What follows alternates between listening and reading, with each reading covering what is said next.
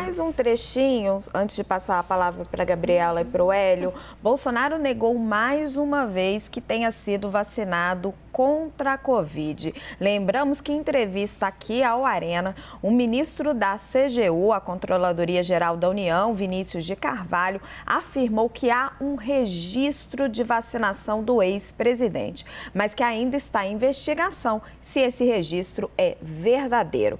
Bolsonaro disse, abre aspas, não fui vacinado. Imprensa mentirosa diz que eu fui vacinado em uma segunda-feira, dia 19 de julho de 2021, num subúrbio de São Paulo. Onde eu vou no Brasil tem multidões atrás de mim.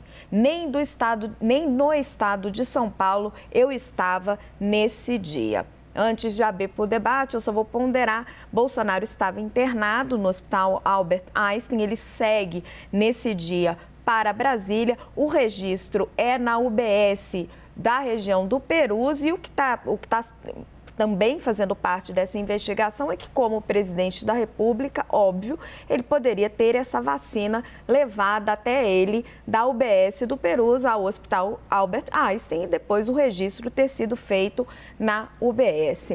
Gabriela, passando a palavra para você e juntando esses dois temas, né?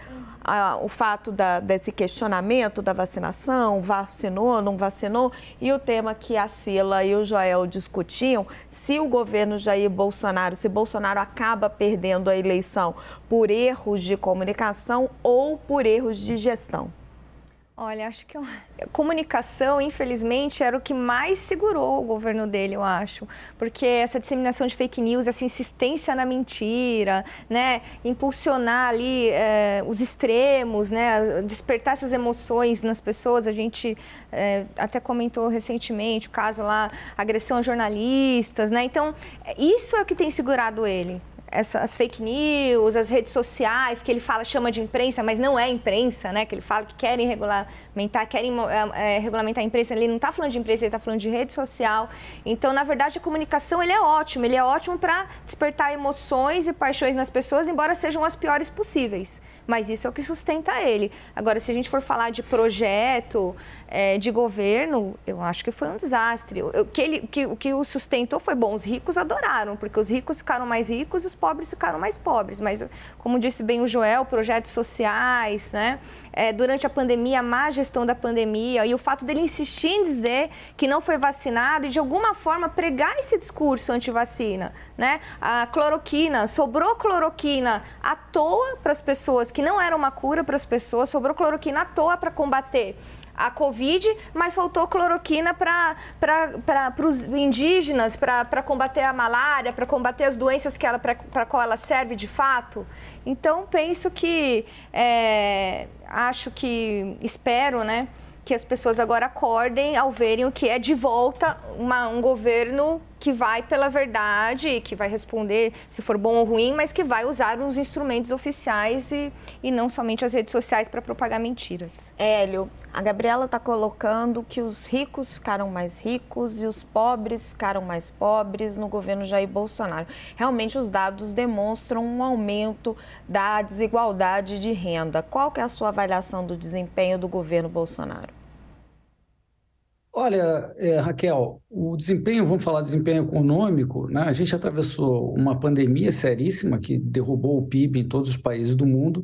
O Brasil foi um país que voltou melhor que outros e teve menor perda no cômputo geral, assim, um dos que melhor desempenharam no meio da desgraça. E o governo Bolsonaro entregou no último ano, mesmo depois da pandemia, um crescimento econômico de 3%, com superávit primário nas contas públicas. Então, assim, a gente não pode deixar de apontar que, a despeito de todos os erros que, sem dúvida, o governo Bolsonaro teve, o Paulo Guedes teve, etc., o resultado foi muito positivo em termos econômicos, né? Então, eu acho que a forma de você endereçar a desigualdade é você ter crescimento econômico, é você ter contas públicas organizadas e, no fundo, lembrar que a questão da desigualdade, nivelar todos na pobreza, você diminui a desigualdade, mas não é isso que a gente quer. Mais relevante que a desigualdade é tirar as pessoas da pobreza e da extrema pobreza. E nisso, não só durante o governo Bolsonaro, mas eu acho que desde a estabilização do Plano Real, tem diminuído a extrema pobreza no Brasil, tem diminuído a pobreza, muito menos do que a gente gostaria, mas no governo Bolsonaro isso teve uma redução ainda mais acentuada. Então, temos que apontar a realidade, os fatos.